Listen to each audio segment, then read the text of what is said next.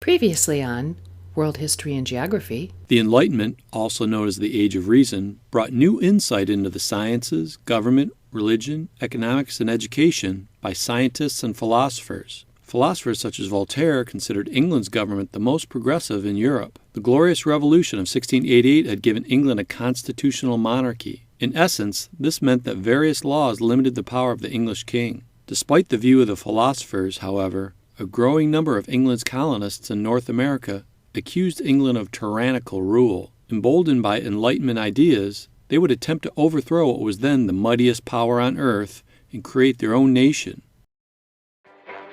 And now, our feature presentation. Okay, now, today we are going to learn about the Declaration of Independence. Yep, we'll get to that. This is how America started. Throughout the 1600s and 1700s, British colonists had formed a large and thriving settlement along the eastern shore of North America. When George III became King of Great Britain in 1760, King George and Old England forever!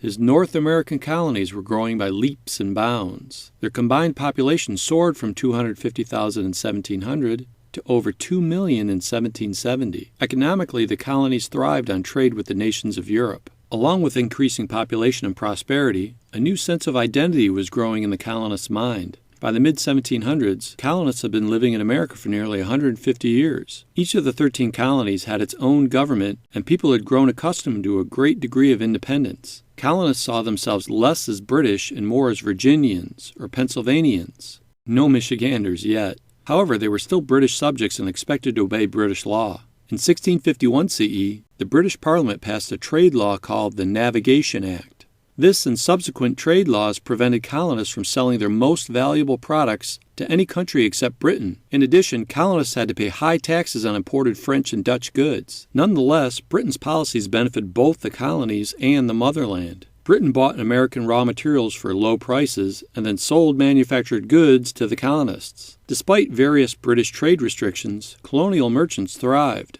Such a spirit of relative harmony, however, soon would change. In 1754, war erupted on the North American continent between the English and the French. The French also had colonized parts of North America throughout the 1600s and 1700s. The conflict was known as the French and Indian War. The name stems from the fact that the French enlisted numerous Native American tribes to fight on their side. The conflict was actually part of the 7 Years' War in Europe. Anyway, the fighting lasted until 1763, when Britain and her colonists emerged victorious and seized nearly all French land in North America. The victory, however, only led to growing tensions between Britain and its colonists. In order to fight the war, Great Britain had to run up a huge debt. Because American colonists benefited from Britain's victory, Britain expected the colonists to help pay the costs of the war. In 1765, Parliament passed the Stamp Act. According to this law, colonists had to pay a tax to have an official stamp put on wills, deeds, newspapers, and other printed material. American colonists were outraged. They had never paid taxes directly to the British government before. Colonial lawyers argued that the stamp tax violated colonists' natural rights.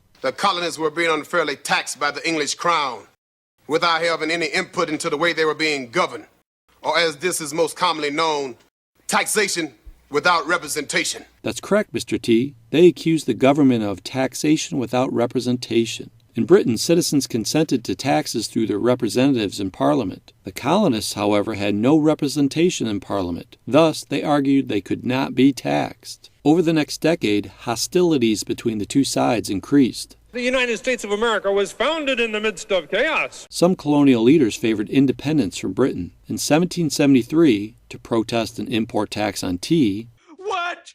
This is an outrage! It's the biggest tax increase in history! Actually, Homer, the amount of tax wasn't the issue. Since they felt the tax was unfair, a group of colonists dumped a large load of British tea into Boston Harbor in protest. King George III, infuriated by the Boston Tea Party as it was called, ordered the British Navy to close the port of Boston. Such harsh tactics by the British made enemies of many moderate colonists. In September 1774, representatives from every colony except Georgia gathered in Philadelphia to form the First Continental Congress. This group protested the treatment of Boston. When the king paid little attention to their complaints, the colonies decided to form the Second Continental Congress to debate their next move. On April 19, 1775, American militiamen and British soldiers, or redcoats, Redcoats. They was British soldiers. exchanged gunfire on the village green in Lexington, Massachusetts. The fighting spread to nearby Concord. This shot heard round the world led the Second Continental Congress. The Second Continental Congress, meeting in the city of Philadelphia, is now in session. To vote to raise an army and organize for battle under the command of a Virginian named George Washington. The War for Independence, or the American Revolution, had begun. Colonial leaders used Enlightenment ideas to justify independence. The colonists had asked for the same political rights as people in Britain, they said, but the king had stubbornly refused. Therefore, the colonists were justified in rebelling against the tyrant who had broken the social contract. It's 1776, the date of the founding of America.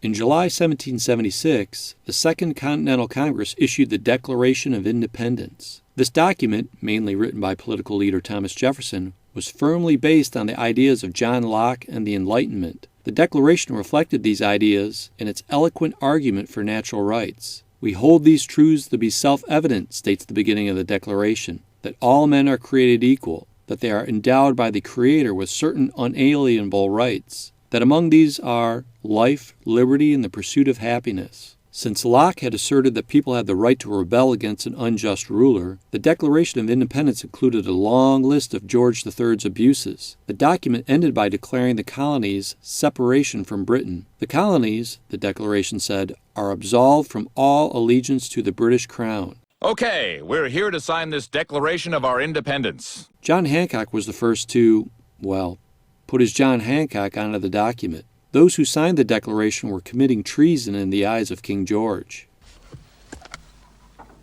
The colonists. Speaking of the king, you should never turn your back on a monarch. When you leave the king or queen, you should bow and back out of the room. And back out of the room. And back out of the room. And back out of the room. The British were not about to let the colonies leave without a fight. Shortly after the publication of the Declaration of Independence, the two sides went to war. This is getting exciting. I need a break.